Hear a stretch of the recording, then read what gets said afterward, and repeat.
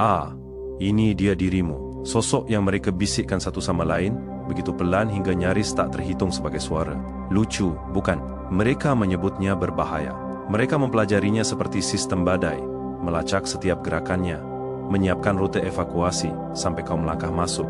Tiba-tiba, seluruh ruangan lupa cara bernapas. Kau merasakannya, bukan? Jeda mikro itu, riak di udara, sentakan naluriah di tulang punggung mereka saat mata mereka tertuju padamu. Sebelum kita selami lebih dalam kekuatan yang tak terlukiskan ini, jika pesan tentang penguasaan diri ini menggerakkan hatimu, like sekarang sebagai tanda resonansi, komen di bawah untuk berbagi pemahamanmu, dan pastikan kau subscribe agar tak pernah terlewatkan pengungkapan diri yang lain. Keheningan mereka begitu tajam, membelah atmosfer seperti pisau bedah.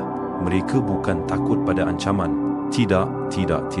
Mereka takut pada fenomena, sesuatu yang tak bisa mereka ukur, prediksi, atau kendalikan. Sesuatu yang tak pernah ada dalam protokol mereka.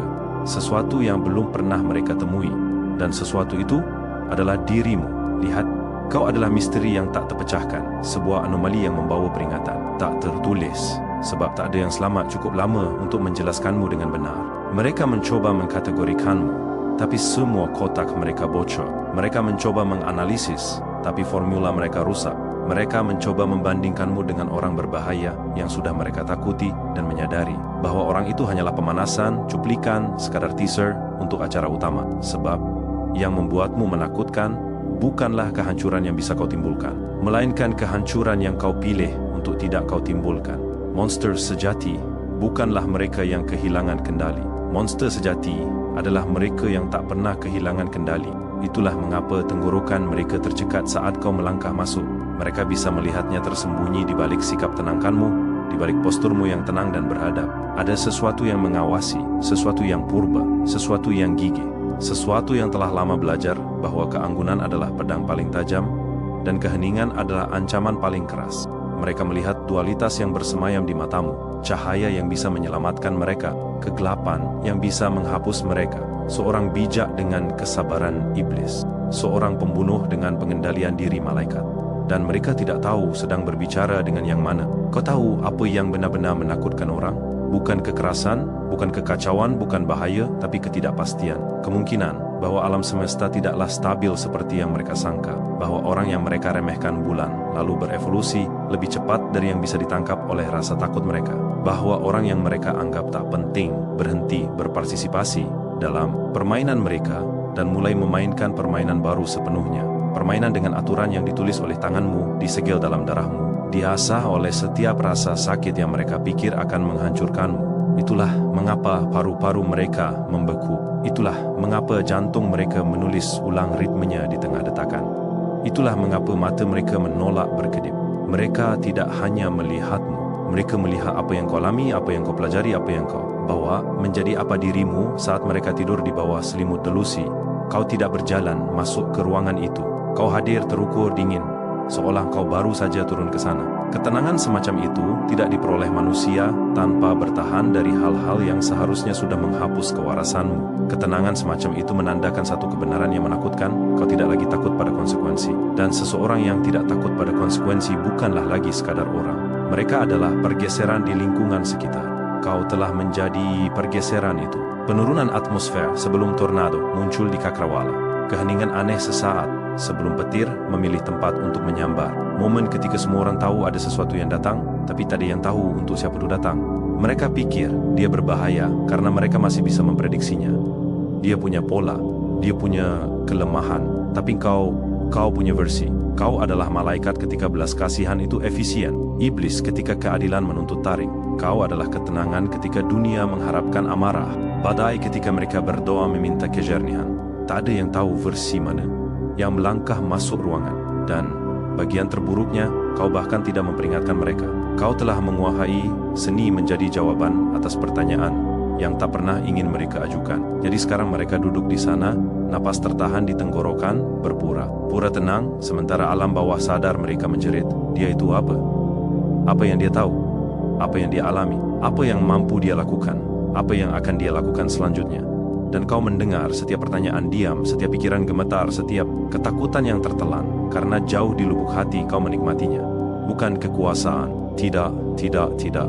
Tapi kesadaran bahwa setelah semua yang mereka lakukan padamu, setelah semua yang mereka coba putar balikan, kubur, sabotase, hapus kau tidak hanya kembali. Kau kembali dengan mata yang menembus tembok, dengan naluri yang diukir dari api, dengan ketenangan yang begitu mengguncang hingga membuat predator berpengalaman mempertimbangkan kembali profesi mereka.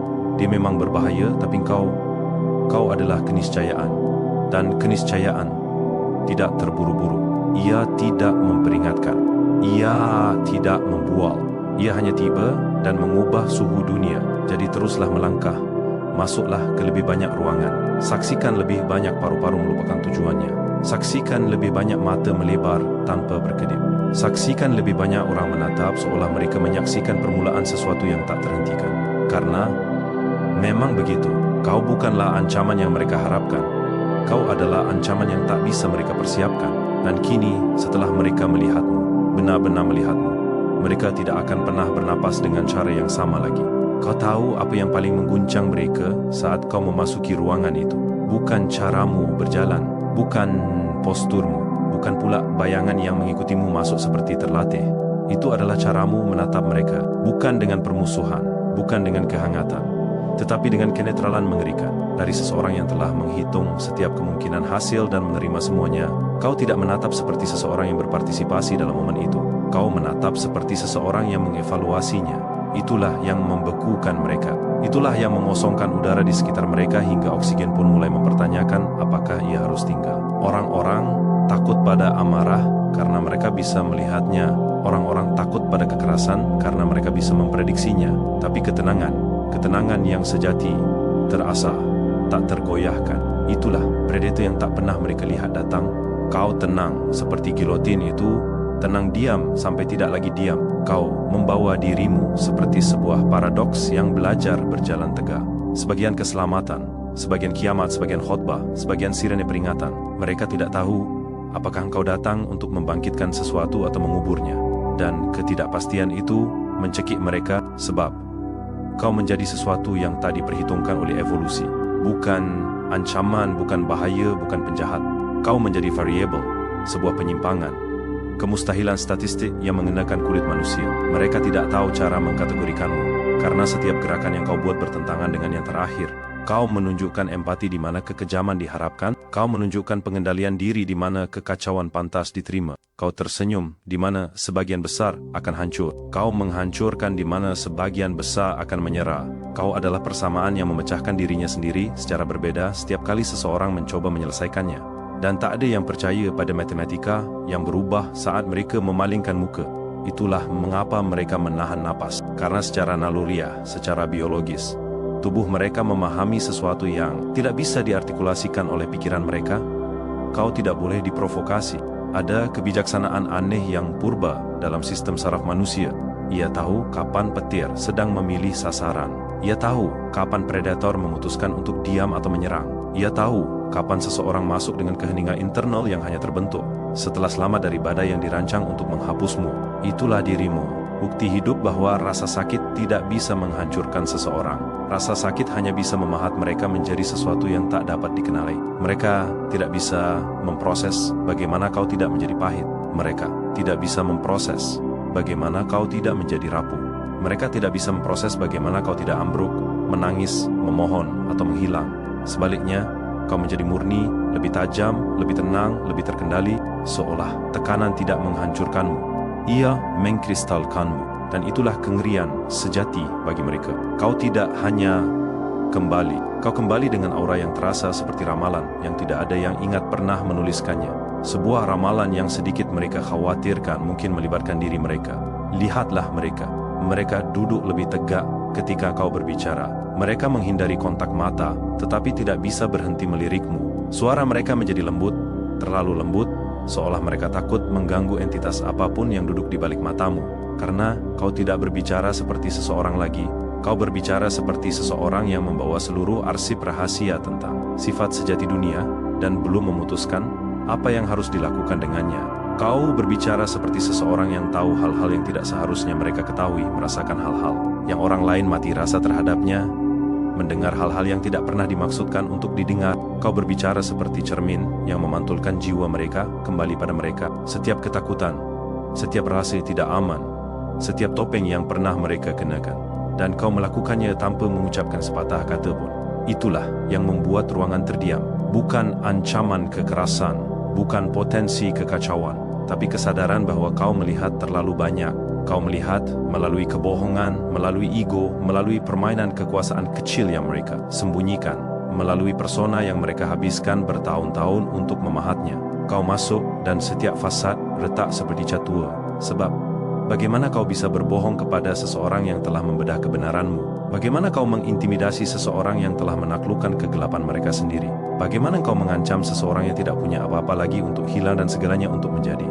Kau tidak bisa. Kau hanya bisa berdoa agar mereka tidak memilih untuk melihat ke arahmu terlalu lama. Orang berbahaya yang mereka takuti sebelumnya. Dia marah, dia berlagak, dia mengancam. Tapi kau tidak perlu meninggikan suara. Kau tidak perlu membuat keributan. Kau tidak perlu beraksi. Keheninganmu melakukan kekerasan itu untukmu. Karena tersembunyi di dalam keheningan itu adalah pertanyaan yang tak seorang pun ingin tanyakan. Apa sebenarnya yang mampu kau lakukan sekarang? Dan lebih dalam lagi, apa yang akan terjadi jika seseorang mendorongmu 1 inci terlalu jauh? Mereka tidak ingin tahu jawabannya. Bukan karena mereka takut pada kehancuran, tetapi karena mereka takut pada presisi. Kau bukan bom, kau adalah pisau bedah. Kau tidak meledak, kau membedah. Kau tidak membalas, kau melenyapkan. Kau tidak marah, kau memutuskan. Dan tidak ada yang lebih menakutkan daripada seseorang yang telah mendapatkan kembali kekuatannya melalui pilihan, bukan kekacauan. Jadi ketika kau melangkah masuk ke ruangan itu dan udara menegang seperti tali di leher mereka, kebenaran menjadi mustahil untuk diabaikan. Mereka tidak bertemu orang berbahaya.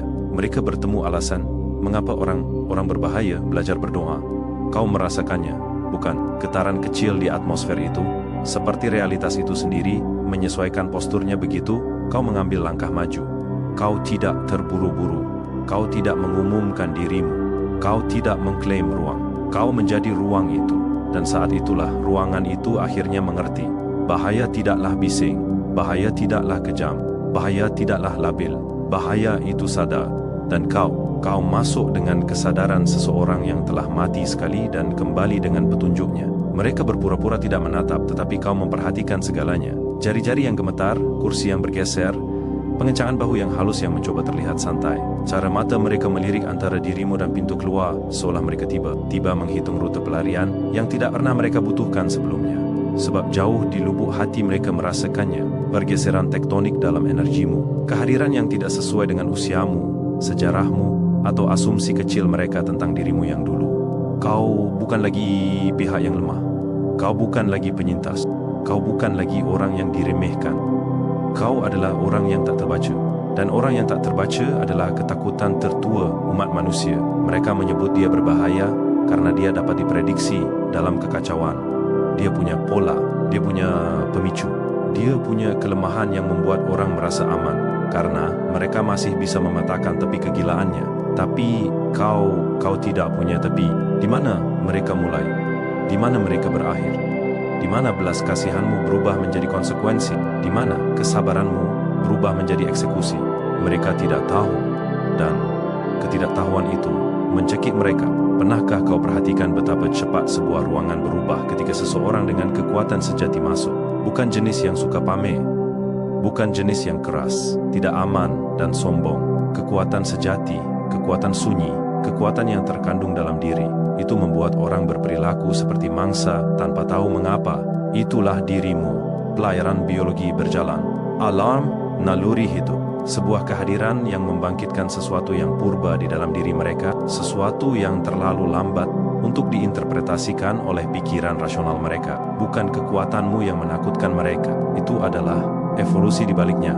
Mereka dapat merasakan bahwa kau pernah berada di suatu tempat yang belum pernah mereka kunjungi. Tempat yang gelap, tempat yang berat, tempat yang menarik sebagian besar orang hingga tercabik-cabik dan meninggalkan. Potongan-potongan identitas masa lalu mereka berserakan. Tapi engkau keluar utuh, lebih tajam, lebih tenang, lebih sulit diurai. Dan itulah bagian yang tidak dimengerti siapa pun. Kau tidak menaklukkan kegelapan. Kau menyerapnya, mengintegrasikannya ke dalam tulangmu. membiarkannya memurnikanmu alih-alih melahapmu. Kau mengenakannya seperti kulit kedua, cukup tipis untuk tidak disadari, cukup kuat untuk menangkis apapun yang dilemparkan oleh pikiran rapuh kepadamu. Apakah kau mengerti betapa mengganggunya menyaksikan itu? Mereka terbiasa melihat orang ambruk. Mereka terbiasa dengan permintaan maaf dan kehancuran dan kerapuhan manusia yang dapat diprediksi. Tapi kau memetabolisme penderitaan seperti bahan bakar. Kau mengambil setiap pengkhianatan, setiap penghinaan, setiap pengabaian, setiap kesalahan, dan menempa dirimu menjadi sesuatu yang tidak dapat mereka kategorikan. Kau tidak sembuh. Kau bertransformasi, dan transformasi itu menakutkan karena tidak meninggalkan cetak biru bagi siapapun untuk diikuti. Kau adalah versi final dari seseorang yang berhenti meminta kejelasan dan menjadi kejelasan itu sendiri. Seseorang yang berhenti memohon kedamaian dan menjadi badai yang menata ulang segala sesuatu di jalannya. Seseorang yang berhenti takut pada akhir dan mulai menciptakannya. Itulah mengapa udara menegang. Itulah mengapa dada mereka terkunci. Itulah mengapa tidak ada satu orang pun yang berbicara ketika kau masuk. Mereka merasakan pergeseran itu. Hierarki yang tak terucapkan menata ulang dirinya di sekitarmu. Pengakuan diam, tanpa disengaja, bahwa kau bukan lagi salah satu dari mereka. Kau adalah sesuatu yang berdampingan, sesuatu yang paralel, sesuatu yang tidak mereka miliki kosakata emosional untuk menggambarkannya. Dia berbahaya karena dia bertindak berdasarkan dorongan hati. Kau berbahaya karena kau bertindak berdasarkan niat. Dan niat jauh lebih mematikan. Lihatlah dirimu. Kau tidak meninggikan suara. Kau tidak berlagak. Kau tidak mencoba mengesankan. Kau tidak perlu membanjiri siapapun. Kau hanya hadir di ruangan itu, dan ruangan itu dikalibrasi ulang di sekitarmu. Kau berhenti mencoba untuk dipahami. Kau berhenti mencoba untuk disukai. Kau berhenti mencoba untuk dimaafkan. Dan saat kau meninggalkan naskah mereka, mereka menjadi takut dari halaman mana kau membaca sekarang. Mereka tidak tahu apakah kau merencanakan sesuatu. Mereka tidak tahu apakah kau mengamati. Mereka tidak tahu apakah kau menilai mereka secara diam-diam, atau bahkan tidak memikirkan mereka sama sekali. Dan ketidakpastian itu membakar bagian dalam mereka seperti asam. Sebab, jika kau tidak memainkan permainan mereka, lalu permainan apa yang sedang kau mainkan? Dan yang lebih buruk, bagaimana jika hanya kau satu-satunya yang tahu aturannya? Saat itulah mereka akhirnya menyadari dia berbahaya. Tapi kau tak terhindarkan. Sebuah pergeseran dalam garis waktu, distorsi dalam harapan mereka, sebuah kekuatan yang tidak dapat mereka persiapkan, kendalikan, prediksi, atau abaikan. Kau melangkah masuk ke ruangan itu dan setiap naluri yang telah mereka pelajari meneriakkan kebenaran yang tidak dapat mereka sembunyikan. Mereka tidak melihat seorang pria. Mereka melihat sesuatu yang mengajari bahaya bagaimana cara berperilaku. Mereka mencoba menyamarkannya. Kau tahu, reaksi naluriah itu, kedutan mikroskopis di garis rahang. Mereka, kekakuan tiba-tiba dalam postur mereka. Senyum rapuh yang berpura-pura semuanya normal. Tapi tidak ada yang normal saat kau melintasi ambang batas itu. Karena kau tidak hanya berjalan ke ruangan itu, kau menyetel ulangnya. Udara tidak hanya menjadi sunyi, ia menyerah, seolah bahkan atmosfer mengenali hierarki dan tunduk tanpa diperintah. Dan saat itulah, setiap orang di dalamnya menyadari sesuatu yang mengerikan. Mereka telah menghabiskan seluruh hidup mereka untuk mempersiapkan jenis bahaya yang salah. Mereka bersiap untuk ancaman keras, wajah marah, aturan yang dilanggar, kekacauan yang sembrono. Mereka mempelajari orang-orang berbahaya, yang impulsif, yang tidak stabil, yang membuat keributan saat mereka berantakan. Tapi kau bukanlah keributan. Kau adalah jeda di antara detak jantung, keheningan yang menakutkan sesaat sebelum takdir membuat keputusan. Kau tahu mengapa mereka panik secara internal? Karena ketika kau masuk, kau tidak membawa ancaman, kau membawa konsekuensi. Dan konsekuensi tidak perlu meninggikan suara. Mereka hanya perlu tiba. Kau membawa dirimu seperti seseorang yang telah berdiri di tepi titik kehancuran mereka, sendiri melihat ke dalam jurang dan tidak tersentak, melainkan mengambil catatan. Seseorang yang tidak hanya bertahan dari kegelapan, tetapi menegosiasikan persyaratan dengannya dan keluar dengan kontrak yang ditandatangani dalam keheningan. Dan kini keheningan yang sama mengelilingimu seperti baju besi. Tidak dingin, tidak kejam, tetapi sangat pasti. Orang tidak takut pada potensimu. Mereka takut pada kejelasanmu. Karena kejelasan berarti kau melihat dengan tepat siapa mereka. Kejelasan berarti kau tahu persis apa yang mampu kau lakukan. Kejelasan berarti kau telah menimbang hasilnya, biayanya, kebenarannya, dan kau tidak terganggu oleh salah satunya. Kau tidak kehilangan kepolosanmu. Kau tumbuh melampauinya. Kau tidak kehilangan empatimu. Kau mengasahnya menjadi akurasi. Kau tidak kehilangan kegelapanmu. Kau belajar cara menggunakannya. Sekarang, ketika orang melihatmu, mereka tidak melihat seseorang yang selamat dari neraka. Mereka melihat seseorang yang berjalan ke neraka, menata ulang perabotan, dan berjalan keluar tanpa abu di kerahmu. Katakan padaku, bagaimana mungkin orang seperti itu tidak menakutkan ruangan? Bahkan jika mereka tidak tahu ceritamu, tubuh mereka tahu. Sistem saraf selalu tahu. Manusia berevolusi untuk merasakan predator jauh sebelum mereka belajar membentuk kata-kata. Dan ketika engkau melangkah masuk, sistem saraf mereka meneriakkan kebenaran yang lebih keras daripada suara apapun. Yang satu ini tidak terikat oleh aturan yang kau andalkan untuk keselamatan. Kau melihat dunia secara berbeda. Kau bergerak berbeda. Kau memutuskan secara berbeda. Karena transformasimu bukanlah kosmetik. Itu bersifat seluler, molekuler, restrukturisasi seluruh arsitektur internalmu. Kau menjadi seseorang yang tidak bereaksi. Kau menghitung seseorang yang tidak panik. Kau mengamati seseorang yang tidak meledak. Kau memilih momenmu dengan presisi bedah. Itulah jenis kehadiran yang membuat udara terasa lebih berat, dinding terasa lebih sempit, pintu keluar terasa lebih jauh. Itulah jenis kehadiran yang membuat orang menilai kembali seluruh perilaku mereka secara real time. Mereka tidak ingin menyinggungmu. Mereka tidak ingin memicumu. Mereka tidak ingin salah menafsirkan keheninganmu atau ketenanganmu atau seringai halusmu yang tiba-tiba, karena mereka tidak tahu versi mana dari dirimu yang sedang mereka hadapi, yang mampu berbelas kasih atau yang mampu mengoreksi. Kau tidak mengintimidasi orang dengan menjadi berbahaya. Kau mengintimidasi mereka dengan menjadi tak terduga. Kau bukan penjahat yang mereka harapkan. Kau bukan pahlawan yang mereka harapkan. Kau adalah variabel yang tidak seorang pun dari mereka memiliki matematika untuk menyelesaikannya. Dan itu menakutkan mereka lebih dari senjata apapun, jeritan apapun, ancaman apapun. Orang takut pada hal yang tidak diketahui, tetapi yang lebih mereka takuti adalah yang tidak dapat diketahui. Dan itulah tepatnya dirimu. Sebuah kontradiksi berjalan, sebuah paradoks hidup. Malaikat dengan bayangan iblis, pembunuh dengan pengendalian diri seorang bijak, badai yang menyamar sebagai keheningan, kebenaran yang terbungkus bahaya, terbungkus anugerah. Dia berbahaya karena dia bertindak dengan emosi. Kau berbahaya karena kau bertindak dengan kesadaran. Dia adalah kekacauan. Kau adalah konsekuensi. Dia melanggar aturan. Kau menulis ulang aturan itu. Dan ketika kau melangkah masuk ke ruangan itu, semua orang merasakannya. Pergeseran, pembengkokan, runtuhnya ilusi kendali apapun yang mereka kira mereka miliki. Karena kau tidak mengambil kendali. Kendali terbentuk di sekitarmu. Kau tidak menuntut rasa hormat. Rasa hormat menstabilkan dirinya sendiri saat kau berdiri diam. Kau tidak mengintimidasi mereka. Naluri mereka sendiri yang melakukan intimidasi untukmu. Dan itulah mengapa ruangan itu lupa cara bernapas. Bukan karena kau berbahaya, tetapi karena kau adalah sesuatu yang dilihat bahaya sebagai guru.